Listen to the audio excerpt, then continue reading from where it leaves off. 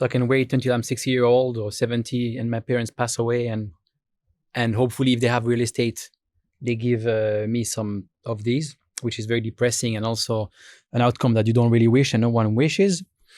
Or what can I do? What else can I do if I'm 25, 30, 35? And there must be another way. There is. In fact, I'm so glad you asked, Kevin. There is. Because there's now a better way to save wealth than real estate. And that wealth has to be the kind that doesn't require servicing, doesn't take up space, doesn't require maintenance, doesn't get taxed every time, where you actually just kind of want to even have the ability for viewability. And that is Bitcoin.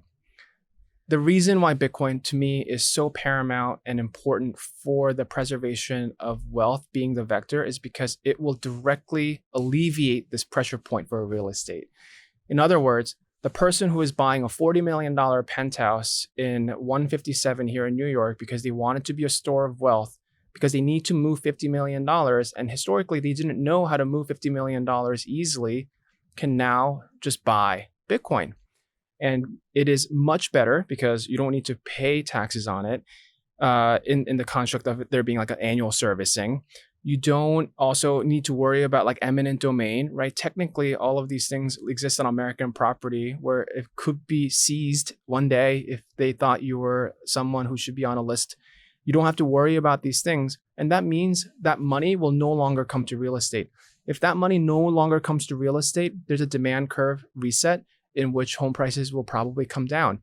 And then young people can buy homes. But of course, there's so much political apparatus around wanting to preserve house value to constantly go up because it is the foundational social contract of the American dream that home ownership has led you to affluence that is being fundamentally challenged by Bitcoin. And I think that is the biggest test for Bitcoin adoption, that more of us need to think about saving in Bitcoin as the primary source relative to other assets like real estate, and then come to the same conclusion that this is socially a win-win for everybody. Even though the short-term pain might be that real estate price goes down, it's actually a much more efficient way to store wealth because it's much less discriminatory in the way that property exists today. That's why Michael Saylor calls Bitcoin digital real estate, digital Manhattan. Can buy it today. It's probably going to be worth much more. It's like buying Manhattan real estate 100 years ago. Yeah. Again, the reason the real estate goes up is not so much because the home got physically more valuable. It really is because dollars keeps debasing over time, and humans tend to cluster around areas where there's more productivity gains to be had, right? Like the natural state of capitalism is that the big keeps getting bigger. And if you don't allow there to be an outlet for that, something will eventually break. And we're seeing that, of course, in New York with the rise of Mamdani at a level in which that no one would have suspected we'd have a socialist mayor here in New York City, the capitalist beacon of the whole world. Quick shout out to our sponsor, Ethena. It's one of the fastest growing projects in DeFi with over $7 billion in stablecoin supply and an average 11% APY on SUSDE. And importantly, zero depegs since launch, which is exactly what you want from a stablecoin. Go check them out. We have a link to the Ethena website in the description for you. Big thanks to our sponsor SumSup, the leading full-cycle verification platform for crypto trusted by 8 out of 10 of the world's largest exchanges. If you're building in crypto, you already know. Fraud moves fast and regulators never chill. SumSup gives you full-cycle verification in one stack. KYC, KYB, transaction monitoring, and even full travel rule compliance across 1,800 plus virtual asset service providers. Their AI flags suspicious behavior and account takeovers in real time, before damage is done. Check the link in the description down below to learn more. So this is part of this thesis of the fall of the intelligent investor and the rise of the ideological investor. Can you explain what's the intelligent investor? Yeah, and why has the intelligent investor fallen? Sure. So the intelligent investor is a moniker that I use to frame how generally investors like Warren Buffett or Benjamin Graham have approached value. So when people talk about value investing, there used to be a very specific connotation of that definition.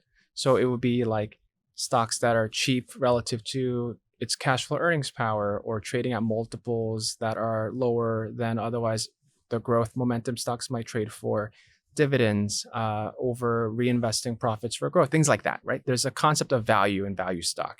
But value ultimately means cheap. That's kind of what they're saying. I am making the case that era has ended. And it has ended for a long time because cheap actually has not worked.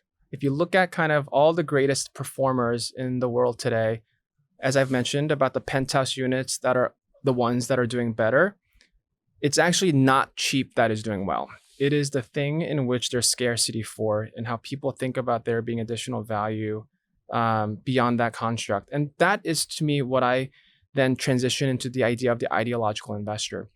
The whole idea of intelligent investor as a framework exists based on a lot of assumptions that were taught in school. And those assumptions, I believe, have now totally come undone. One of the core assumptions of the intelligent investor, for example, is that everything must be priced off of the risk-free rate, the risk-free rate being T-bills. And it's in that sacred kind of acknowledgement of what the risk-free rate is that we have these CAPM models or discounted cash flows, or what's their equity premium on how to value stocks. And it's like foundation, it's the cornerstone of investing, the risk-free rate. But everything we know about the risk-free rate is changing. And it's part of the reason why 60-40 is not working as well as it used to. We're seeing more correlation between US government bonds and equity stock markets. And all of it is because the fundamental idea of risk-free is being challenged. Why is it being challenged? Because US credit worthiness is being challenged. Why is US credit worthiness being challenged? Well, it's all we just talked about. This is a generational shift that is happening. It's always back to what we talked about, right? Everything is always back to that. And so once you take that assumption away, right? Just take that assumption away that the risk-free rate is this thing that informs all asset pricing, and now it's a free-for-all. Then you get to see the world a lot more clearly, which is like, what are the ideologically important things that people are purchasing today? What are the things that drive value for them that isn't just about cheapness? And so on that front, I talk a lot about culture.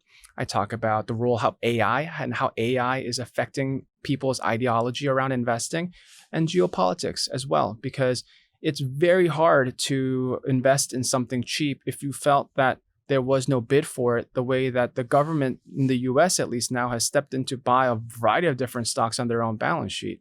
And so, you want to buy the stocks that you think White House Capital Management is going to buy, right? And that is an ideologically driven investing mandate than it is driven by what I would otherwise have called value investing. And so, to put it bluntly, value investing in the way of the intelligent investor, they think about geopolitics and AI and culture and all that stuff, and they want to hedge that away and capture something intrinsic without it. What I make the case for is actually those are the levers of value creation techniques today in the ideological investor. And so you have to lean in, not lean out against those mechanisms at play. So what does the ideological investor do? So the ideological investor spends a lot of time trying to anticipate what is going to happen in the future that the past models could not tell you. Because we know that everything about the past models is being re-underwritten. And if that's the case, you need to be outward looking. So how do you get edge in outward looking markets? You have to spend a lot of time thinking about fund flows. You have to start thinking about liquidity paradigm shifts and where you think the buyers are coming for different kinds of things.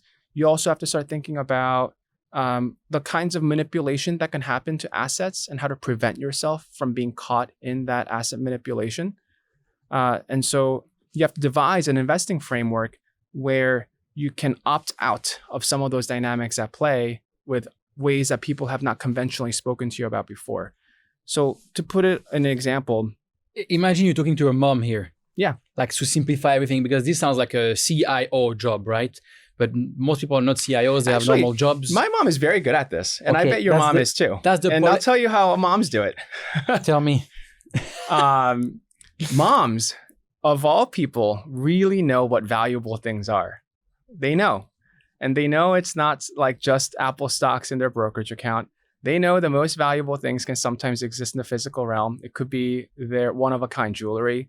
It could be their Hermes bag that's in their closet that tends to outperform the S&P 500 now for over 20 years. There's other things that are not historically called financial assets that can serve that value. Great works of art, for example, is another category of investing that is not related to what is otherwise conventional stock picking, but can also serve as a wealth diversifier. So I believe moms actually have great insight into this particular paradigm of investing that isn't otherwise conventionally taught as a way to do things. And that's kind of the direction I'm leaning into. So you're taught with your financial advisors, 60-40, buy equities, buy bonds. Maybe if you have a little bit more cash, buy private equity, buy private credit, put some money in venture capital, put some money in esoteric asset-backed finance strategy, whatever it may be, and you build like this whole portfolio. But all of that is basically the same thing. They're all correlated to the fact that it's one giant global carry trade, where the risk-free rate is, and how the macro cycle shifts amongst investor appetite and portfolio reallocation. What you want is another pool of assets that those things will never touch. That is diversification. That's true diversification. And in that lens, things like crypto and Bitcoin serve a useful proxy because historically, at least until the adoption of the Bitcoin ETF, those investors were separate. It did not matter what happened with stocks as it would affect Bitcoin prices. And I would argue that there are still a lot of things in that category that individual investors can harness to their advantage and benefit from before the idea of otherwise what happens in traditional mainstream assets. Do you know someone still stuck waiting on banks? Put them on Kast. You both get up to $250 cash. Store, move, and spend stablecoins globally without using bank friction. Kast. Keep it stable. Check the link in the description to learn more.